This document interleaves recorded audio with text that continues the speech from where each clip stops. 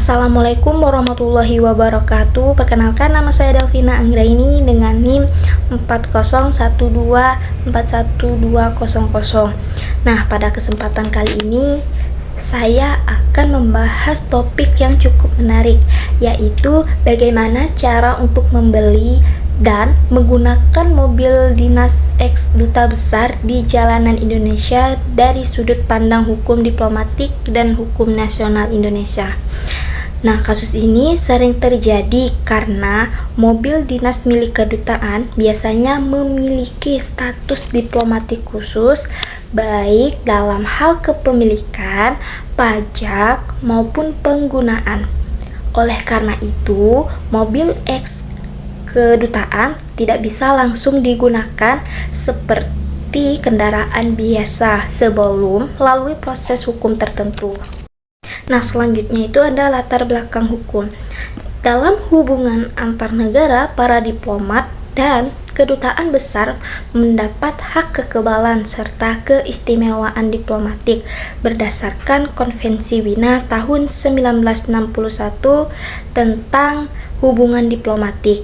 Salah satu hak istimewa itu adalah pembebasan pajak dan bea masuk, termasuk untuk kendaraan dinas atau mobil diplomatik yang digunakan oleh perwakilan diplomatik. Dalam artian, mobil dinas tersebut masuk ke Indonesia dengan status bebas bea dan pajak karena digunakan untuk kepentingan diplomatik, bukan untuk komersial atau pribadi. Namun, setelah masa tugas diplomat selesai atau mobil tersebut tidak lagi digunakan oleh kedutaan, maka status hukumnya berubah. Dan disinilah timbul masalah hukum ketika seseorang ingin membelinya. Selanjutnya ada analisis hukum kepemilikan mobil eks duta besar. Jadi ketika seseorang ingin membeli mobil eks kedutaan, ada beberapa syarat hukum dan administrasi yang harus dipenuhi agar kendaraan itu bisa digunakan secara sah di jalan Indonesia. Pertama, mobil tersebut harus mengubah status dari kendaraan diplomatik menjadi kendaraan sipil. Hal ini diatur oleh Kementerian Luar Negeri dan Direktorat Jenderal Bea dan Cukai. Langkah-langkah umumnya adalah sebagai berikut. Yang pertama itu pencabutan status diplomatik oleh Kementerian Luar Negeri. Jadi ini tuh menandakan bahwa mobil tersebut tidak lagi menjadi bagian dari aset diplomatik. Yang kedua ada pelunasan pajak impor dan bea masuk. Karena awalnya mobil bebas pajak, maka ketika akan dipindahkan ke pihak swasta, pembeli wajib membayar seluruh pajak dan bea yang harusnya berlaku.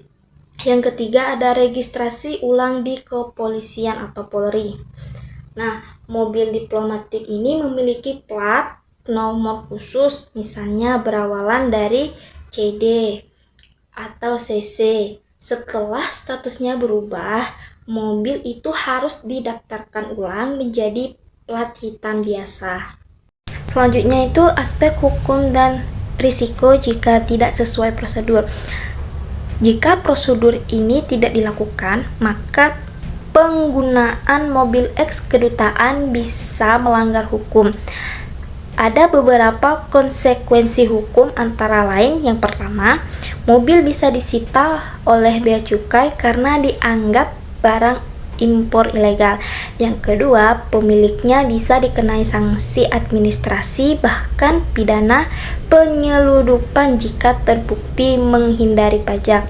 Selain itu, penggunaan plat CD atau CC oleh pihak non-diplomatik merupakan pelanggaran hukum lalu lintas dan simbol kenegaraan. Jadi, secara hukum, membeli mobil eks duta besar itu boleh, tetapi harus melalui legalisasi dan pembayaran pajak sesuai ketentuan. Nah, yang terakhir ini ada kesimpulan. Sebagai kesimpulan, Jadi hukum diplomatik ini memberikan perlindungan dan kekebalan bagi perwakilan diplomatik, termasuk fasilitas seperti mobil dinas. Namun, ketika fasilitas itu beralih menjadi milik pribadi atau masyarakat umum, status hukumnya harus disesuaikan dengan hukum nasional Indonesia. Dengan kata lain, agar mobil eks duta besar bisa digunakan di jalanan Indonesia secara sah, pemiliknya itu wajib yang pertama harus menghapus status diplomatik kendaraan, yang kedua membayar pajak dan bea masuk, dan yang terakhir itu melakukan registrasi ulang di kepolisian. Dengan mengikuti prosedur tersebut, maka penggunaan mobil eks kedutaan menjadi legal, tidak melanggar hukum, dan tetap menghormati prinsip-prinsip hukum diplomatik internasional.